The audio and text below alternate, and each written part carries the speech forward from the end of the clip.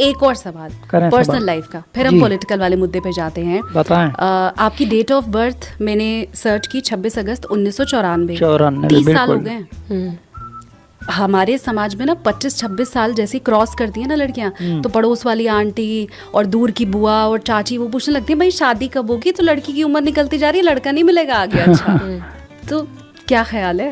मेरा भी कोई ख्याल नहीं है, and I don't know what the future holds, but as of now मैं बहुत खुश किस्मत हूँ, और मैं बहुत दिल से I am very grateful to the people of Kairana जिन्होंने मुझे इतनी बड़ी जिम्मेदारी सौंपी है। और मेरा पूरा ध्यान अभी अपने काम पर है, अपनी जिम्मेदारी पर है, और इसको सही तरीके से डिलीवर करने पर है। तो बाकी चीज़ों के लिए ना वक्त है और ना मेरा भी इंटरेस्ट है। देर होती जा रही है, वो आंटियाँ ऐसे कह के चढ़ाती या परेशान नहीं करती हैं? अब कोई नहीं कहता है, because I am doing something important, so and I would like to focus on it. तो ठीक है, when if it has to happen, it will happen in its own time. If it doesn't happen, that's also fine.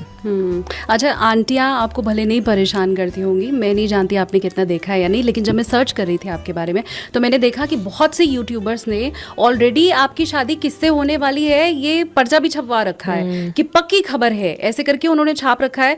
मैंने देखा इमरान प्रतापगढ़ी जी के साथ, तो कुछ message आप देना चाहेंगे उन यूट्यूबर्स को जो कुछ भी चला रहे हैं? मैं आपके माध्यम से थैंक यू, आपके माध्यम से मैं सबको ये कहना चाहती हूँ कि इन बातों में बिल्कुल कोई सच्चाई नहीं है, और ऐसी गलत अफवाह किसी भी व्यक्ति के लिए, किसी लड़की के लिए चलाना बहुत गलत है।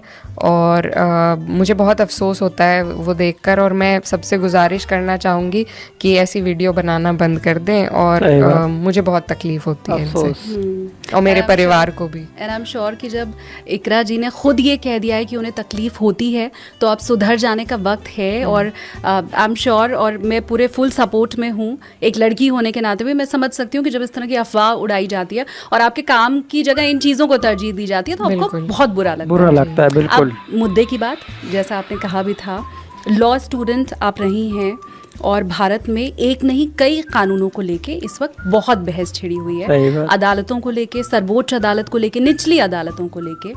तो अगर मैं एक एक करके हर मुद्दे पे आना चाहूँ, तो सबसे पहली बात, क्योंकि फैशन मुझे लगता है हो गया है कि फलानी मस्जिद के नीचे पहले तो मंदिर हुआ करता था, साक्ष्य दिखाई दे रहे हैं, साक्ष्य उसके दिखाई दे रहे हैं, और अदालतें कह देती हैं कि जो सर्वे कराइए।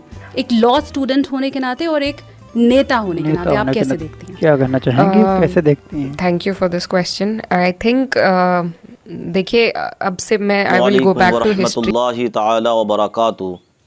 अज़ीज़ नाज़रीन, आप लोग खैर व आफ़ियत से होंगे, अल्लाह आपको शाद व आबाद रखे। आज मैं आप लोगों के सामने बहुत ही खूबसूरत और बहुत ही लाजवाब वीडियो रखने के लिए जा रहा हूँ। इस वीडियो को आप लोग मुकम्मल सुनना। अज़ीज़ नाज़रीन, इक़रा हसन जो कि कैराना की सांसद हैं और इस वक्त उनका चारों तरफ जलवा है, शादी के मुताल्लिक जब एक एंकर ने पूछा है तो इक़रा हसन ने क्या जवाब दिया है, बिल्कुल नई वीडियो है। आइए इक़रा हसन की इस वीडियो को आप लोग समाअत कर लीजिए। वो वहाँ की व्यवस्था को बदल देता था, लेकिन 1947 में जब हमने इंडिपेंडेंस हासिल करी, हमारा कॉन्स्टिट्यूशन बना, तो हम एक रिपब्लिक की तरह जाने लगे। अब हमारा देश एक रिपब्लिक है। अब हम किसी राजा के राज के अंडर नहीं हैं कि अब दूसरे आ गए हैं तो वो पिछला जो खामियाजा है उसका भुगतान करेंगे। तो ये जो सोच भाजपा जिसको बढ़ावा दे रही है, ये बहुत गलत सोच है। और coming to places of worship, it was brought about in 91 for the very obvious reason कि अगर हम खुदाई करने चलेंगे तो उसकी कोई हद नहीं रह जाएगी। आप और नीचे खोदेंगे तो आपको मौर्य डायनेस्टी के भी मंदिर मिलेंगे, आप और नीचे जाएंगे तो आपको मोहनजोदारो, हड़प्पा तक आप चले जाएंगे। There is no limitation to where you can go. You will आप, जैसा हमारे राष्ट्रीय अध्यक्ष अखिलेश जी ने भी कहा था कि आप पूरा देश खोद देंगे अगर इसी तरह चलता रहा। इसीलिए प्लेसेस ऑफ वर्शिप एक्ट को लागू किया गया था कि 1947 में on the day that we got independence, the character of any place of worship, whatever it was, will remain intact. That is what the act says. उससे पहले क्या था, we don't care because we were not a country then, right. We were, हमारे अलग अलग हिस्से थे। 1947 में भी हैदराबाद में निज़ामों का राज था, कश्मीर में किसी और का राज था, इन सबको जोड़ के हिंदुस्तान बना था। तो जहाँ जो था उससे हमें 1947 से पहले कोई मतलब नहीं है। 1947 में हमारे देश जन्मा, हमारा संविधान आया, उस दौरान, उस दिन जो जिसका कैरेक्टर था वो वही रहेगा, और आगे भी जो सरकारें आएंगी उन्हें उसका पालन करना चाहिए।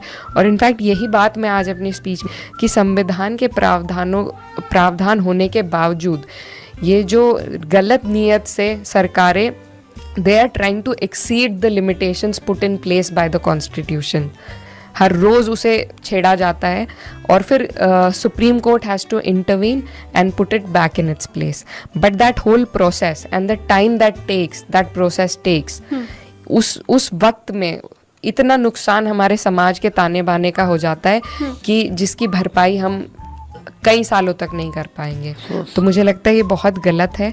और इस तरह नाज़रीन, आप लोग इकरा हसन का ये इंटरव्यू सुन रहे थे कि इकरा हसन एंकर को किस तरीके से अपनी स्पीच के अंदर अपनी शादी के ताल्लुक़ से जवाब दे रही थी।